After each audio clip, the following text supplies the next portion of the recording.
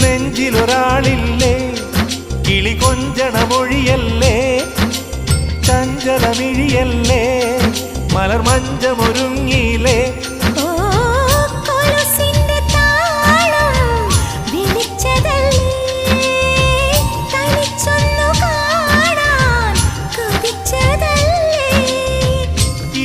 ഇടവഴിക്കാട്ടിലെ